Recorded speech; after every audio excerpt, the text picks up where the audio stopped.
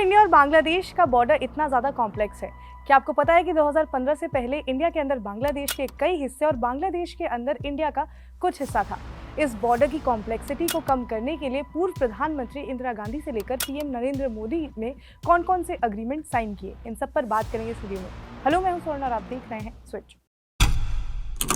पहले ये समझते हैं कि क्यों इंडिया बांग्लादेश का बॉर्डर जो है वो इतना ज़्यादा कॉम्प्लेक्स है। तो इंडिया में बांग्लादेश के कुछ इनक्लेव्स हैं और बांग्लादेश में इंडिया के। अब यहाँ पर इनक्लेव्स क्या है?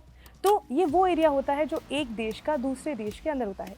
इसीलिए ये बॉर्डर जो है वो इतना ज़्यादा कॉम्प्लेक्स है, क्योंकि वो लोग जो इन एनक्लेव्स में रहते हैं उनकी ज़िंदगी पर इसका काफ़ी ज़्यादा असर पड़ता है। जैसे बांग्लादेश के एनक्लेव्स में जो इंडियंस रहते हैं, मान लीजिए उन्हें अपने देश आना है तो उन्हें इंटरनेशनल बॉर्डर क्रॉस करके आना पड़ेगा।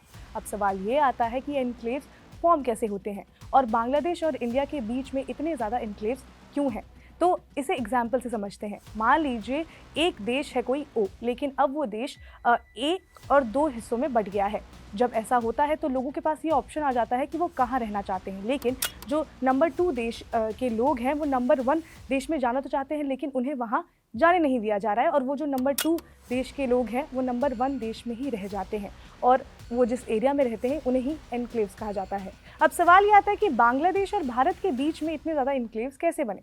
तो हिस्ट्री में इसकी वजह मुगल और कूच बिहार के बीच का जो वॉर है उसे बताया जाता है। रिपोर्ट्स के हिसाब से मुगल ईस्ट में अपना एक्सपेंशन कर रहे थे। इसी बीच उनकी लड़ाई जो थी वो कूच बिहार के कुछ हिस्सों में ही, जिसमें कूच बिहार को हार मिली, जिस वजह से उन्हें अपना कुछ एरिया जो था वो मुगलों को देना पड़ा। लेकिन इतिहासकारों का ऐसा मानना है कि उस समय कूच बिहार ने जो अग्रीमेंट साइन किया उसमें उन्होंने जो पर्टिकुलर एरिया की बात की गई थी उसे नहीं बताया था, जिसका नतीजा ये निकला कि मुगल किंगडम के अंदर ही कूच बिहार राज्य के कुछ हिस्से थे और कूच बिहार के अंदर मुगल के कुछ हिस्से। फिर उसके बाद अंग्रेज़ों का राज शुरू हुआ और उन्होंने भी इस इनक्लेव्स पर इतना ज़्यादा ध्यान नहीं दिया। फिर बाद में जब 1947 में भारत आज़ाद हुआ और भारत और पाकिस्तान का पार्टीशन हुआ, उस टाइम पर भी इस पर इतना ज़्यादा ध्यान नहीं दिया गया।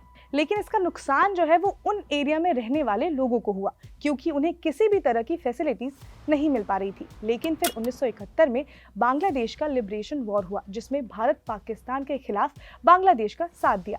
इसके बाद बांग्लादेश का जन्म हुआ। फिर 1974 में India Bangladesh land boundary agreement बनाया गया, जिसमें उन एनक्लेव्स को एक्सचेंज करने की बात कही गई और कहा गया था कि इससे बॉर्डर की जो कॉम्प्लेक्सिटी है वो भी कम होगी। इसमें एनक्लेव के लोगों के पास ये ऑप्शन दिया गया था कि वो जिस भी देश का नागरिक बनना चाहते हैं उनके पास ये स्वतंत्रता है, उन्हें वो देश से सभी सुविधाएं मिलेगी। इसमें लैंड के साथ पॉपुलेशन एक्सचेंज की भी बात कही गई थी। लेकिन फिर बाद में इंडिया में इस एग्रीमेंट को लेकर विवाद होना शुरू हो गया, जिसकी वजह थी इंडिया को इस एग्रीमेंट में 7,110 एकड़ जमीन मिल रही थी, वहीं बांग्लादेश को इस एग्रीमेंट से 17,158 एकड़ की जो ज़मीन थी वो मिल रही थी। तो इसका काफ़ी ज़्यादा विवाद बनना शुरू हो गया। ऑपोजिशन ने कहा कि भारत को अपनी ज़मीन नहीं देनी चाहिए।